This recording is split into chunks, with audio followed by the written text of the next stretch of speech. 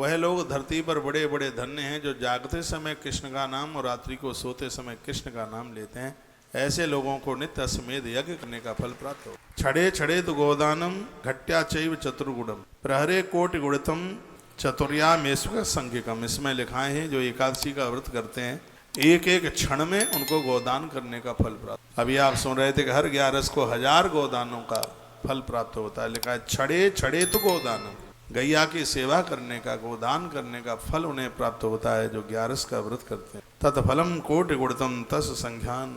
जो 11 का व्रत करके द्वादशी को ब्राह्मण को भोजन करा देते हैं, तत्फलम कोटि गुणतम। अब ये लिखने लायक बात है पर आप लिखेंगे एकादशी के दिन व्रत करके और द्वादशी को आप एक ब्राह्मण को भोजन करा देते हैं तो एकादशी की महिमा करोड़ों गुना ज्यादा बढ़ जाती है। इतनी बड़ी महिमा।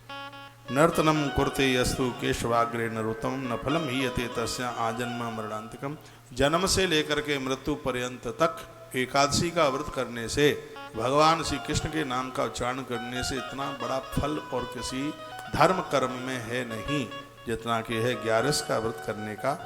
जितनी बड़ी मैं षड्विंश गुण संयुक्त एकादश्याम च जागरणम यह करोति नरो भक्ता न पुनर्जायते हुई। नारायण की कृपा से उनको 26 गुण चल के आ जाते हैं जो 26 एकादशियों को व्रत करते हैं, एक को भी छोड़ते नहीं। बहुत लोगों के दिमाग में ऐसा होता है, विचार में ऐसा होता है कि शुक्ल पक्ष की एकादशी कर ली जाए तो बस उसी से व्रत पूरा हो जाएगा। इस ग्रंथ में लिखा है कि एकादशी का व्रत तब ही पूरा माना जाता है जब महीने की दोनों एकादशियों का व्रत। ऐसा नहीं है आप एक छोड़ना एक कर लें, उसका कोई फल नहीं है। इसमें कृष्ण पक्ष और इसमें शुक्ल पक्ष दोनों एकादशियों को करना पड़ेगा। लिखा है 60 वर्ष सहस्राणी विष्टाम जायते क्रम। जो दूसरों की एकादशी बिगाड़ते हैं जानबूझकर, उनको 60 वर्ष सहस्राणी, उनको 60,000 वर्ष तक मल का कीड़ा बन करके कष्ट भोगने थे। इसलिए कभी किसी का व्रत मत, किसी को व्रत करने से रोकना मत, ऐसा वर्णन है। वेद शास्त्र रतो नित्यम नित्यम वै यज्ञ याजक। रोजाना वेद पढ़ने से जितना फल प्राप्त होता है, रोजाना यज्ञ करने से जितना फल प्राप्त होता है, एक एकादशी का व्रत करने से उतने फल की प्राप्ति हो जाती है। अब के कुछ ज्यादा ताली जोर से नहीं बजा दी आपने। वेद शास्त्र रतो नित्यम नित्यम वै यज्ञ याजक। नित्य अग्निहोत्र करने से यानी रोजाना यज्ञ करने से जितने फल की प्राप्ति होती है उतना ही फल एकादशी का व्रत करने से प्राप्त हो जाता है। नित्य वेद पढ़ने से, शास्त्रों को पढ़ने से जितने फल की प्राप्ति होती है उतना ही फल सिर्फ एकादशी का व्रत करने से प्राप्त हो जाता है। कहा गया है 21 कुलेनैव नरकम प्रतिबद्धते। 21 पीढ़ियों तक लोग नरक में जाने से बच जाते हैं। इतनी बड़ी महिमा 11 की एकादशी की है। तो अश्वमेध सहस्रम वाजपेयी तस्य च। हजारों अश्वमेध यज्ञ करने से जो फल प्राप्त होता है वही फल 11 का व्रत करने से प्राप्त हो। हर वैष्णव जनों के लिए इससे बड़ा और कोई दूसरा व्रत नहीं। पितृपक्षे मातृ पक्षे भार्या पक्षे तो वाड़े। कल भी मैंने ये बात कही गई है, एकादशी का व्रत करने वाला व्यक्ति पितृपक्ष, पिताजी के पक्ष, मामा के पक्ष का और पत्नी ससुराल के पक्ष की 10 पीढ़ियों को ये मुक्त। इतनी बड़ी है महिमा है इसकी।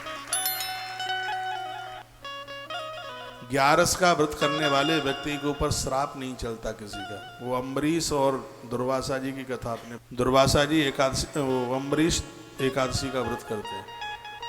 भगवान नारायण का सुदर्शन चक्र उनकी राजधानी की रक्षा कर। कुपित हो गए थे दुर्वासा जी, जटा उखाड़ी, कृत्या पैदा कर दी। कृत्या अम्बरीश को मारने को चली तो वहां पर विष्णु चक्र प्रकट हो गया। विष्णु चक्र ने पहले तो कृत्या को मारा और फिर वो दुर्वासा जी के पीछे पीछे लग लिया। वो भागवत में कथा आती है, वक्ता लोग सुनाते हैं, आपने सुनी होगी।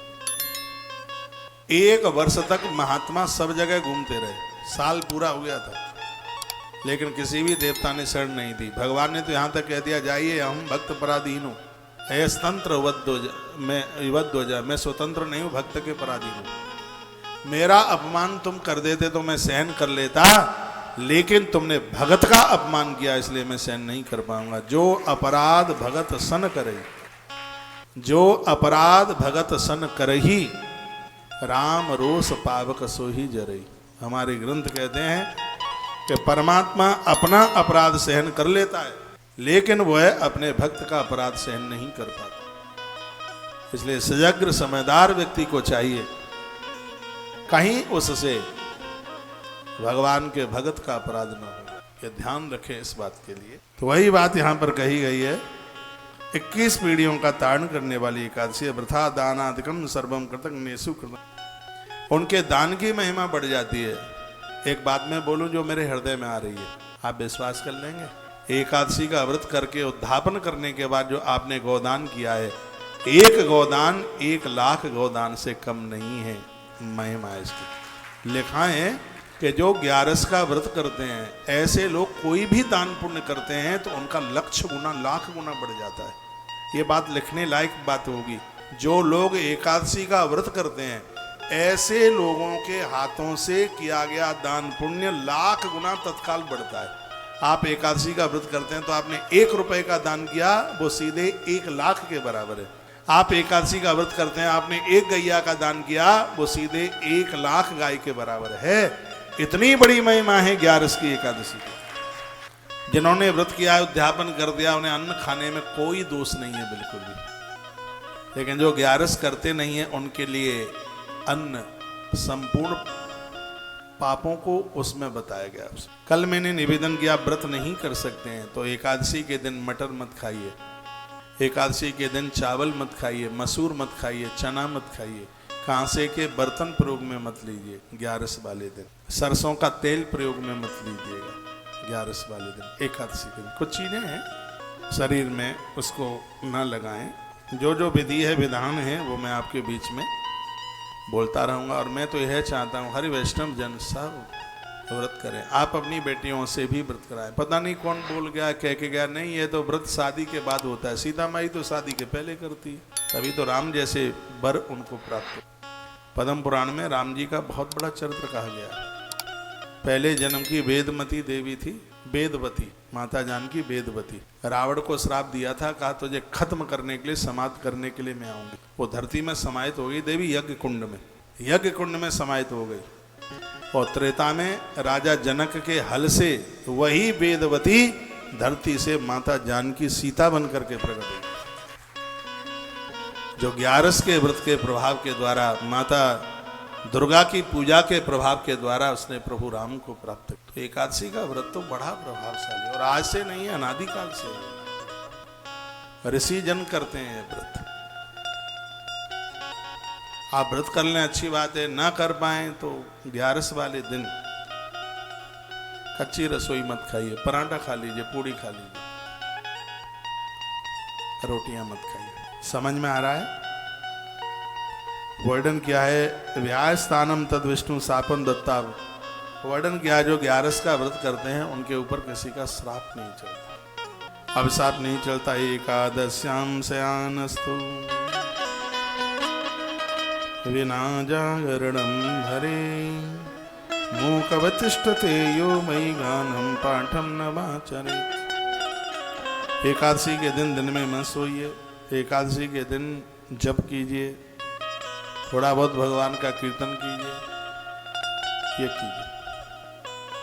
रात्रि को जूठे मुंह से मत सोइए, ये तो हर दिन में बताया गया जो रात को जूठे मुंह से सोते हैं, अगले जन्म में वो गूंगे बनकर पैदा होते हैं। मूकम तिष्ठते यो वै, मूक माने गूंगा, बधिर माने बहरा, मूक माने। रात्रि को शुद्ध मुंह से कुल्ला करके, बहुत लोग तो गुटखा चबाते चबाते ही सो जाते, पी पी करते बगल में थूकते भी रहते हैं।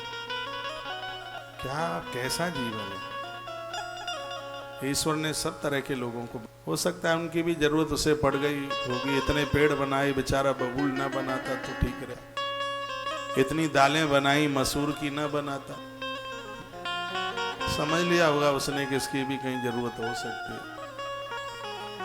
रात्रि को स्वच्छ मुंह से, शुद्ध मुंह से और भगवत नाम उच्चारण करके सोएं तो सप्त जन्मन मूकत्वम जायते जा। देखो अब इसमें लिखा है एकादशी का जागरण हो रहा हो और लोग उसमें व्यवधान कर रहे हो, लोग उसमें व्यसन कर रहे हो, शराब पी रहे हो, उल्टा पुल्टा कुछ कर रहे हो। सप्त जन्म मूकत्वम, ग्रंथ कहता है 7 जन्मों तक उस व्यक्ति को वाणी नहीं मिलेगी। आवाज नहीं मिलेगी 7 जन्मों तक, वो गूंगा बन करके ही पैदा होगा। कथाओं में, भगवान के जागरण में, हरि चर्चा में, प्रभु चर्चा में हमारे द्वारा कभी किसी भी प्रकार का अपराध न हो जाए। वर्णन किया गया है, कहा गया है।